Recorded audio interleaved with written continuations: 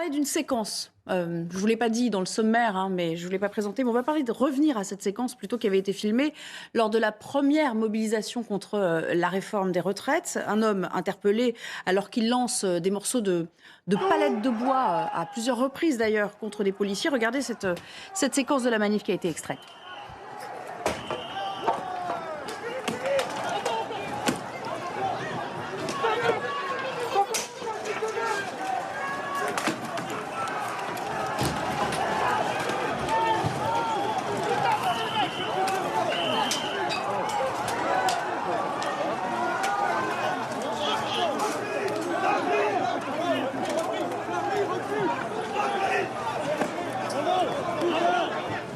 Alors cet homme en rouge que vous avez aperçu, il comparaissait hier et puis finalement l'audience a été repoussée, tenez-vous bien, au mois d'octobre 2023. Vous avez bien entendu. Nous sommes en ligne avec Denis Jacob qui est secrétaire général d'Alternative Police. Bonjour Denis, votre état d'esprit aujourd'hui à l'issue de cette annonce, c'est quoi? Ça vous exaspère, ça vous désespère, ça vous étonne pas plus que ça?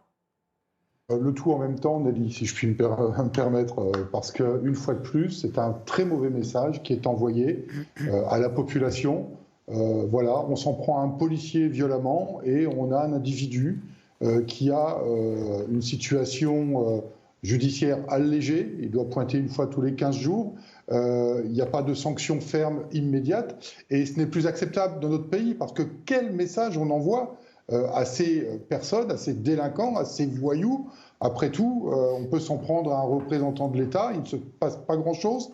Un procès en octobre 2023, quand les faits sont clairement établis, que nous avons des preuves qui démontrent, comme c'est le cas ici, que l'individu s'en est pris physiquement aux policiers, je suis désolé, mais il doit y avoir une détention provisoire dans l'attente du procès. Aujourd'hui, ce n'est plus acceptable que l'on puisse laisser impunément attaquer un policier, mais un gendarme, un policier municipal, mais aussi un enseignant, le corps médical. Tous ceux qui représentent l'État doivent avoir une protection, et cette protection, elle doit se caractériser par la plus grande fermeté. C'est un peu le même débat qu'on a en ce moment sur le traitement de la récidive et les multiréitérants. Mon organisation syndicale sera auditionnée à 17h à l'Assemblée nationale sur le sujet. Il ne doit pas non plus y avoir la possibilité de remise de peine. Il doit y avoir un enfermement immédiat dès lors qu'on s'en prend à un représentant de l'État. Vous restez avec nous, Denis Jacob, bien sûr, je vous invite à rester. Vous allez participer pleinement à la discussion, au débat à suivre. Pour rebondir un peu sur ce que vous venez de dire, j'aimerais qu'on prenne connaissance, pour les autres invités, avant de réagir, de ce sondage CNews sur le fait de punir ceux qui s'en prennent aux policiers. À la question, êtes-vous pour ou contre des peines de prison ferme et automatique pour les agresseurs de policiers après qu'ils ont été déclarés coupables? Écrasante majorité, 86% sont pour, 13% sont contre. Bon, il n'y a pas match, il n'y a pas photo. Denis Jacob, je vais vous faire écouter Stanislas Guerini, ministre de la Transformation et de la Fonction publique, et puis je me tournerai vers vous. Quand on écoute les Français parler de la justice, leur première attente, c'est celle des délais. Leur première attente, c'est celle des délais. Et donc, là, vous en avez un cas. C'est la raison pour laquelle le garde des Sceaux porte à la fois des mesures pour pouvoir recruter des magistrats, des greffiers qui font le quotidien de la justice, qui permettent d'accélérer ces délais, mais aussi pour simplifier nos procédures, pour pouvoir rendre justice plus rapidement. Il y a des premiers résultats, évidemment, mais je connais les attentes des Français, elles sont immenses, ils ont raison. On a besoin d'une justice qui juge vite, parce que c'est aussi un gage de confiance dans notre démocratie. Alors, Denis Jacob, là il nous dit, le ministre, il y a quand même du mieux, ça s'améliore. Est-ce que c'est votre ressenti? Est-ce que quand il y a des affaires qui impliquent des policiers, et lorsque les policiers eux-mêmes sont les dépositaires les déposeurs de plaintes, ça s'améliore grandement ou pas du tout? Alors moi, je ne suis pas dans un tribunal pour savoir à quelle vitesse sont traités les dossiers. Tout ce que moi je peux vous dire, c'est qu'on demande depuis 2015 une simplification de la procédure pénale, une réforme de la procédure pénale que nous demandons à ce que la justice dispose des moyens, parce qu'il ne s'agit pas de jeter la pierre à la justice pour jeter la pierre.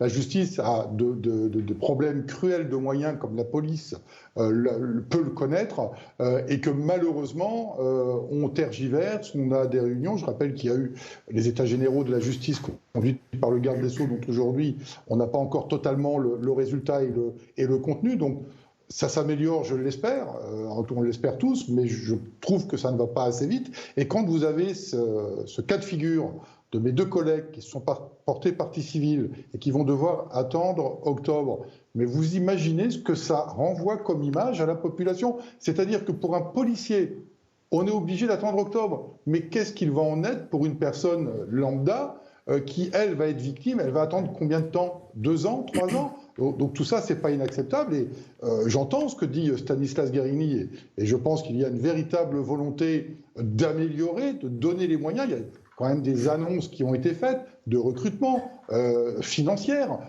Mais aujourd'hui, une fois de plus, on a des engagements, mais pour le moment, on ne voit rien de concret sur le terrain.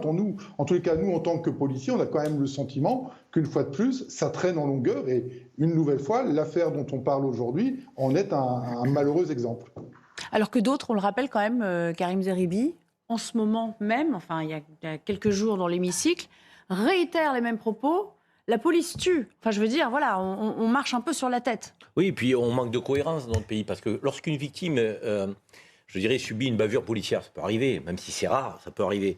On a des associations, on a des politiques qui s'empressent de dire vite, vite, il faut le sanctionner, vite, il faut sanctionner ce policier, l'IGPN, que fait-elle? Elle ne statue pas.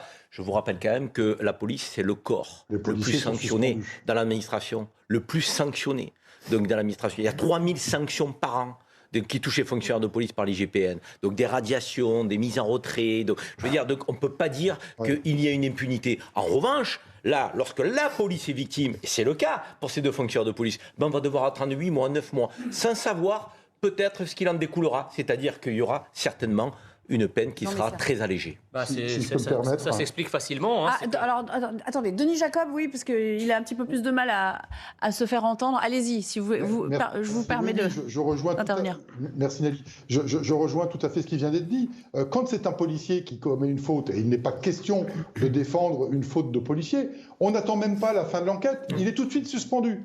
Là, il n'y a pas de question de justice, d'avocat, de délai. Il est suspendu immédiatement le temps de la procédure. Là, je suis désolé, ce qui vaut dans un sens doit le valoir aussi dans l'autre. Merci pour la précision, c'est vrai que c'est important de le rappeler. Denis Jacob, puisque vous êtes encore avec nous, un mot, un commentaire sur le modus operandi qu'on doit tenir dans ce genre de cas. Après, moi, effectivement, pour réagir sur ce qu'on vient d'entendre, moi je comprends tout à fait la personne. Entre le délai d'enquête de la police et la réponse de la justice particulièrement longue, les gens ont le sentiment que le travail n'est pas fait, que police et justice ne sont pas rendus, et donc on se retrouve confronté à des affaires comme celle-là. Donc le modus operandi, je dirais malheureusement, c'est de remettre les images à la police qui va diligenter une enquête. Une enquête ne se fait pas en 24 heures, c'est particulièrement long, il y a toute une identification à faire, puis ensuite c'est transmis à la justice pour la procédure judiciaire, et ensuite c'est la justice qui va trancher si on a identifié l'individu, si on l'a interpellé. Tout ça, c'est sur du temps long, malheureusement, et quand on est victime, c'est pas du temps long qu'on veut, c'est de l'immédiateté. On veut une réponse au préjudice matériel ou physique que l'on a subi. Et là, effectivement, il y a toujours cette question de délai qui ne correspond pas à l'attente de la population. Et c'est bien évidemment très compréhensible. Merci beaucoup, Denis Jacob, d'avoir été des nôtres aujourd'hui.